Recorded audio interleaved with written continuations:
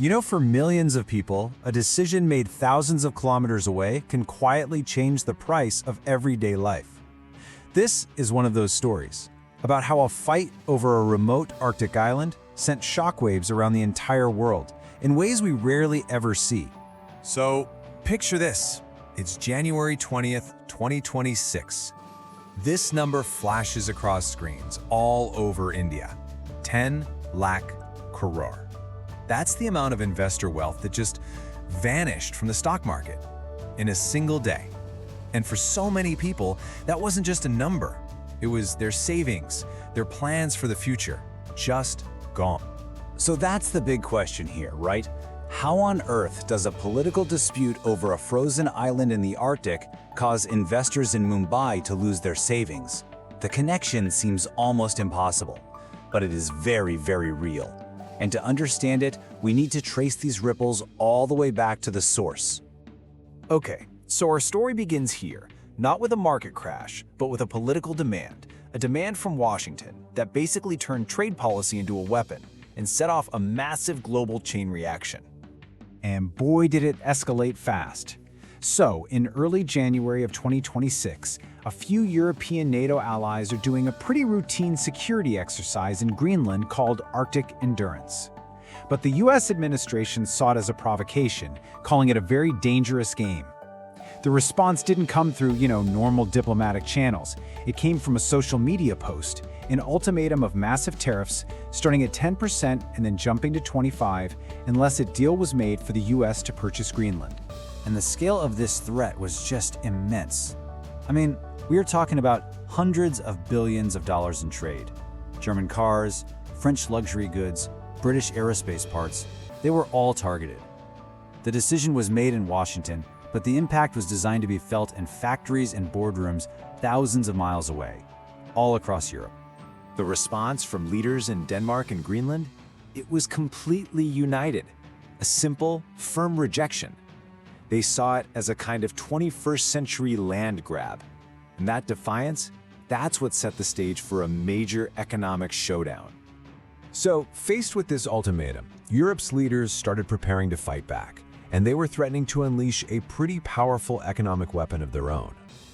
Just look at that number, $365 billion. That's the value of stuff the US buys from just those targeted European nations every year.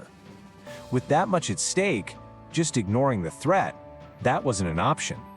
Europe had leverage, and it had to figure out how to respond to what many were calling economic blackmail. See, Europe wasn't powerless here. It had something called the anti-coercion instrument, but everyone calls it the trade bazooka. It's basically a legal tool designed for this exact situation, letting the EU hit back with huge counter tariffs, or even block access to its massive market altogether. A decision like this looks so technical on paper, but for many families, it could decide how much they can afford this year. The IMF warned that a full-blown trade war between these economic giants could kick off a dangerous downward spiral, threatening the whole global economy's fragile recovery. And this is where that shock wave quietly crashed ashore in Mumbai, thousands of kilometers from the Arctic Circle, hitting an economy that wasn't even a direct target of the fight. Which brings us right back to our central question. If the fight was between the US and Europe over Greenland, why did the Indian stock market feel it so badly? Well, the answer lies in a vulnerability that was already there, kind of hiding just beneath the surface. See, before this Greenland crisis even started, most of India's exports were already facing this, a 50% tariff from the US.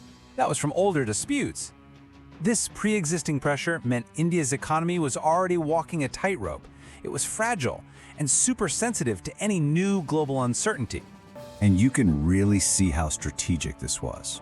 On one hand, you have sectors like textiles and gems, which employ millions, getting hit hard, losing their competitive edge overnight.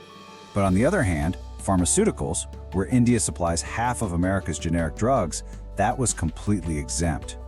This wasn't a blanket policy. It was more like targeted economic surgery. So now let's bring in that human lens.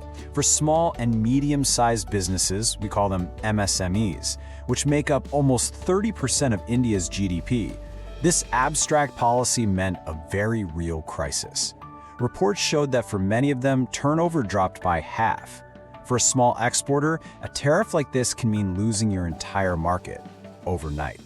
Okay, so let's zoom out one last time. Let's look at the global price tag, the final ripple, and the forecasted consequences if this whole trade war really escalated. The IMF forecasted that a sustained trade war would shrink global GDP by 0.3%. Now that sounds like a tiny number, I know, but on a global scale, that's hundreds of billions of dollars in lost economic activity. That affects jobs and growth everywhere. And the policy would have hurt the U.S. economy too.